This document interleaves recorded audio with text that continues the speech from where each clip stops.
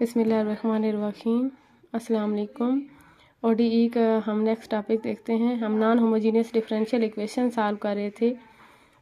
Higher order differential equation जो है वो नॉन होमोजीनियस की टाइप चल रही थी। हमने टाइप 1 सॉल्व की थी जिसमें फंक्शन जो एक्सपोनेंशियल की फॉर्म में।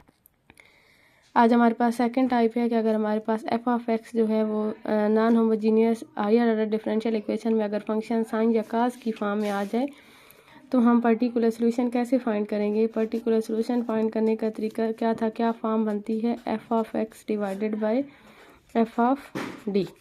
यहाँ पे जो एफ ऑफ डी की पर्टिकुलर सोल्यूशन फाइंड करने के लिए फॉर्म क्या बनती है, F of x over F of D. अगर हमारे पास साइन या कास की फॉर्म में क्वेश्चन आ जाए तो आपने क्या करना है कि जो डिनोमिनेटर में एफ ऑफ डी में जो डी स्क्वायर वाली टर्म होगी, डी स्क्वायर को किस से रिप्लेस कर देना है, माइनस ए स्क्वायर से। मतलब जैसे साइन के एंगल में जो टर्म है ये ए, इसका स्क्वायर लेके उसका साइन चेंज करके इसका स्क्वायर लेके उसको माइनस साइन के साथ मल्टीप्लाई करवा के ये टर्म किसकी जगह पुट कर दें, डी स्क्वायर की जगह। जैसे यहाँ पे बी है तो हम डी स्क्वायर की जगह क्या पुट कर देंगे, माइनस बी स्क्वायर। जो भी साइन और कास के एंगल में टर्म होगी उसका स्क्वायर लेके उसका साइन चेंज करके डिनोमिनेटर में एफ ऑफ डी की जगह D square, F of D में जो डी स्क्वायर वाली टर्म होगी उसको किससे रिप्लेस कर देंगे, माइनस ए स्क्वायर से। और अगर ऐसा करने से डिनोमिनेटर वाली टर्म का आंसर 0 बन रहा हुआ तो फिर नोमिनेटर को x से मल्टीप्लाई करवा देंगे और डिनोमिनेटर का derivative with respect to D ले लेंगे। इसका एक और भी मेथड है सॉल्व करने का। हम दोनों मेथड से क्वेश्चन चेक करते हैं। सबसे पहले हम देखते हैं example number 9। Solve D square minus 5d plus 6 into y is equal to sine 3x। तो दोनों तरह से क्वेश्चन को सॉल्व करते हैं। पहले एक मेथड से देखते हैं। अब यहाँ पे जो ये इक्वेशन है ये नॉन होमोजीनियस है क्योंकि इक्वल के दूसरी साइड पे फंक्शन 0 के बजाय कोई और आ चुका है। किस फॉर्म में आ चुका है, साइन ए एक्स की फॉर्म में। ए की वैल्यू यहाँ पे क्या चल रही है, 3। सबसे पहले हम कम्प्लीमेंट्री सोल्यूशन निकालेंगे। फॉर सी है कम्प्लीमेंट्री फंक्शन या वाई सी लिख सकते हैं। वाई सी के लिए क्या करेंगे कि ये जो गिवन इक्वेशन है इसको होमोजीनियस फॉर्म में कन्वर्ट करेंगे। होमोजीनियस इक्वेशन बन गई है। होमोजीनियस इक्वेशन के लिए यहाँ पे कैरेक्टरिस्टिक इक्वेशन बनाएंगे।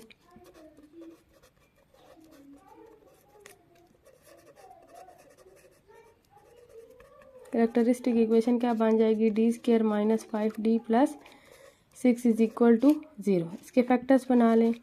D square minus 3d minus 2d plus 6 is equal to 0। D common ले ले, d minus 3 minus 2 common, d minus 3 is equal to 0। d minus 2 d minus 3 is equal to 0। d की यहाँ से दो values आ जाएंगी 2 और 3। तो वाई सी की फॉर्म क्या बन जाएगी, c1 e की power 2x plus c2 e की power 3x। For Y P या फिर पर्टिकुलर इंटेग्रल वाई पी की हमारे पास यहाँ पे फॉर्म क्या बनेगी, एफ ऑफ एक्स की जगह कौन सी टर्म चल रही है, sine 3x divided by F of D. और एफ ऑफ डी की जगह कौन सी टर्म है, D square minus 5d plus 6। एक और मेथड है इसको एक्सपोनेंशियल की फॉर्म में कन्वर्ट करने वाला, वो भी देखते हैं। और फिर जैसे आपको पहले बताया है डी स्क्वायर को माइनस ए स्क्वायर से रिप्लेस करने वाला, वो भी करते हैं। इसको 1 का नाम दे दें, sine 3x divided by D square minus 5d plus 6। इसके फैक्टर्स क्या बन रहे हैं, d माइनस 2 d माइनस 3। इसको एक्सपोनेंशियल फॉर्म में कन्वर्ट कर लें।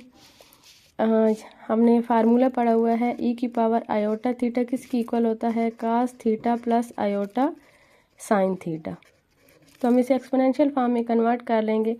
एक्सपोनेंशियल फॉर्म में कन्वर्ट करने के बाद लास्ट पे जो इमेजिनरी, अगर गिवन क्वेश्चन में साइन वाली टर्म हो तो लास्ट पे पूरा सॉल्व करने के बाद इसका इमेजिनरी पार्ट उठा लें, क्योंकि ई की पावर आयोटा थीटा का इमेजिनरी पार्ट क्या होता है, साइन थीटा। और अगर गिवन क्वेश्चन में कास वाली टर्म हो तो लास्ट पे सॉल्व करने के बाद पूरे उसमें से रियल पार्ट उठा लें। क्योंकि ई की पावर आयोटा थीटा का रियल पार्ट क्या होता है, कास थीटा। तो अगर हम साइन 3x को ई की पावर आयोटा थीटा की फॉर्म में कन्वर्ट करें तो यहाँ पे थीटा की जगह क्या चलेगा, 3x। तो ये क्या बन जाएगा, ई की power 3 iota x d-2 d-3। अब ये एक्सपोनेंशियल की फॉर्म में कन्वर्ट हो गया है। एक्सपोनेंशियल की फॉर्म में हमने कल तरीका पढ़ा था कि अगर ई की पावर ax वाली फॉर्म हो तो डिनोमिनेटर में d की जगह a पुट कर दें। a की वैल्यू यहाँ पे क्या बन रही है, 3 आयोटा ई की पावर 3 आयोटा x, डिनोमिनेटर में d की जगह 3 आयोटा पुट कर दें, 3 आयोटा -2 3 आयोटा -3।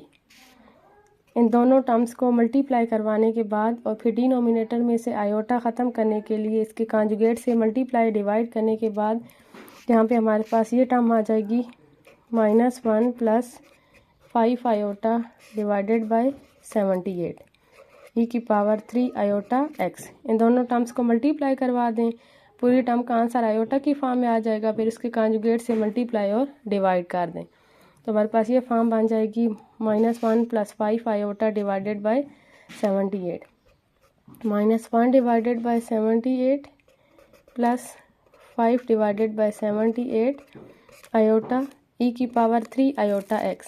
ये फार्मूला लगा दें एक बार आयोटा थीटा का, तो क्या फॉर्म बन जाएगी, cos 3x + iota sin 3x।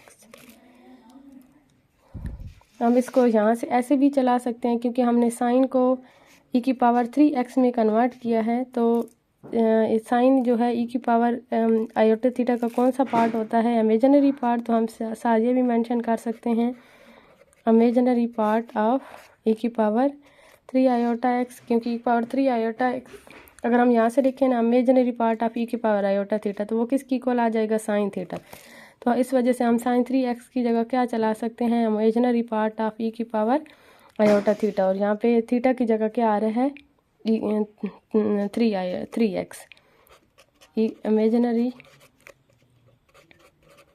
Part of, इधर भी यहाँ मेंशन कर दें imaginary part of imaginary part of.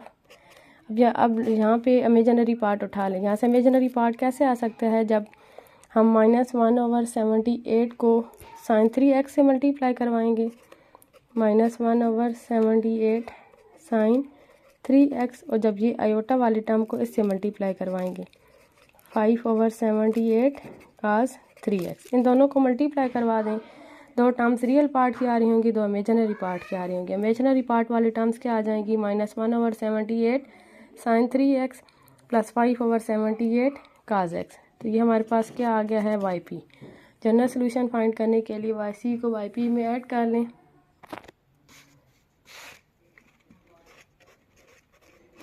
General solution is y = yc + yp। yc की वैल्यू c1 e की पावर 2x + c2 e की पावर 3x, और yp की वैल्यू -1/78 साइन 3x, जहाँ पे cos 3x + 5/78 cos 3x। तो ये हमारे पास क्या आ जाएगा, इसका जनरल सोल्यूशन। अब हम एक और क्वेश्चन करते हैं जिसको दूसरे मेथड से सॉल्व करते हैं। एक्सरसाइज का हमारे पास क्वेश्चन नंबर 3 है, solve d² - 2d - 3 × y = 2 e की पावर x - 10 sin x। उसी तरह हम इसके लिए पहले कम्प्लीमेंट्री फंक्शन फाइंड करते हैं, कम्प्लीमेंट्री सोल्यूशन निकालते हैं। d² - 2d - 3 × y = 0। यहाँ से करैक्टरिस्टिक या एक्सिलरी इक्वेशन बना लें, d² - 2d - 3 = 0। इसके फैक्टर्स बना लें, d² minus 3d plus d minus 3 is equal to 0, d minus 3 plus 1 d minus 3 is equal to 0, d minus 3 d plus 1 is equal to 0, तो d की value एक आ जाएगी 3 और दूसरी -1। तो कम्प्लीमेंट्री सॉल्यूशन क्या बन जाएगा, c1 e की power 3x plus c2 e की पावर -x। अब पर्टिकुलर सॉल्यूशन फाइंड करते हैं। yp इज इक्वल टू क्या आ जाएगा, f ऑफ x, और f ऑफ x वाली टर्म क्या है 2e की power x minus 10 sin x divided bye f of d, और f ऑफ d वाली टर्म का आंसर क्या है d square minus 2d minus 3, 2e की पावर x, पहली 2e की power x minus 10 sin x, इसके फैक्टर्स बना लें। इसके फैक्टर्स क्या बन रहे हैं, हम पहले ही कम्प्लीमेंट्री सॉल्यूशन में फैक्टर्स बना चुके हैं। इसके फैक्टर्स क्या आ रहे हैं, d माइनस 3 d प्लस 1, दोनों टर्म्स के साथ अलग अलग डिवाइड करवा दें। 2e की power x over d minus 3 d plus 1 minus 10 sine x, क्योंकि दूसरी टर्म में साइन में हमें d स्क्वायर ही चाहिए, तो इसमें ये टर्म्स लिखते हैं d square minus 2d minus 3। पहले एक्सपोनेंशियल से अलग अलग डिवाइड करवा दें, फिर इस एक्सपोनेंशियल के लिए फैक्टर्स बना दें और साइन के लिए ये टर्म लिखते हैं, क्योंकि d स्क्वायर की जगह वैल्यू पुट करनी है इसलिए। अब एक्सपोनेंशियल वाली टर्म के लिए e की पावर में a की वैल्यू क्या आ रही है 1, तो d की जगह 1 पुट कर दे, क्या फॉर्म बन जाएगी 1 माइनस 3 1 प्लस 1। और साइन और काज वाले क्वेश्चन को सॉल्व करने के लिए एक आपको पहले मेथड बताया है। दूसरा तरीका क्या था कि डी स्क्वायर की जगह क्या पुट कर दे माइनस ए स्क्वायर, माइनस यहाँ पे a की वैल्यू साइन ए एक्स था, a की वैल्यू 1 बन रही है, 1 का स्क्वायर 1, तो डी स्क्वायर की जगह पुट कर दें -1, -1 माइनस 2d माइनस 3, 2e की power x divided by -4 minus 10 sine x divided by -2d minus 4, -1/2 e की पावर x, यहाँ से माइनस कामा ले लें, प्लस -2 कामा ले लें, plus 5 sine x divided by d plus 2, d plus 2। अब डिनोमिनेटर में साइन के क्वेश्चन में d आ गया है, लेकिन हमने तो फॉर्म पढ़ी थी डी स्क्वायर के लिए, तो डी स्क्वायर बनाने के लिए d माइनस 2 से मल्टीप्लाई भी कर दे और डिवाइड भी कर दें,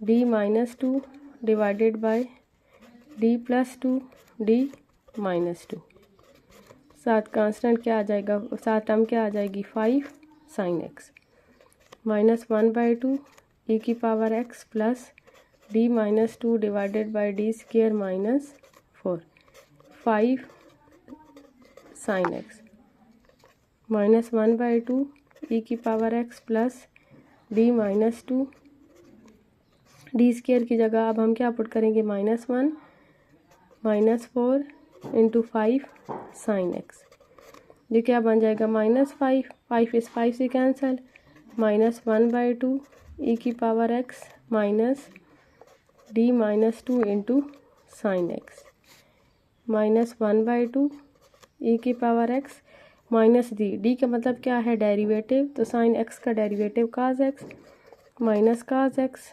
प्लस 2 साइन x, तो ये हमारे पास क्या बन जाएगा particular solution yp। General solution y is equal to yc plus yp, yc की वैल्यू c1 e की power 3x plus c2 e की पावर -x -1/2 e की power x minus cos x plus 2 sine x। तो इस question में देखें हमने क्या किया कि इक्वल की दूसरी साइड पे हमने yp बनाने के लिए f of x over f of d वाली फॉर्म बनाई।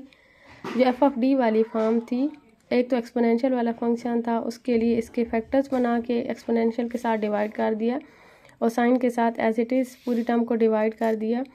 साइन हमने पढ़ा था कि अगर साइन और काज वाले क्वेश्चन को सॉल्व करना है तो साइन और कास के जो एंगल वाली टर्म होगी साइन ए एक्स, तो ए का स्क्वायर लेके उसका साइन चेंज करके क्या करें, डी स्क्वायर की जगह पुट कर दें, मतलब डी स्क्वायर की जगह माइनस ए स्क्वायर पुट कर दें। यहाँ पे ए स्क्वायर की ए की वैल्यू 1 बन रही है, तो माइनस ए स्क्वायर की वैल्यू क्या आ जाएगी, -1। डी स्क्वायर की जगह हमने पुट कर दिया है -1।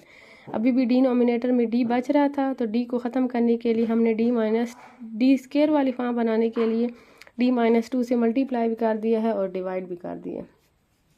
ये करने के बाद नोमिनेटर में डी शिफ्ट हो चुका था। नोमिनेटर में डी का मौजूद मतलब क्या होता है, उस फंक्शन का डेरिवेटिव।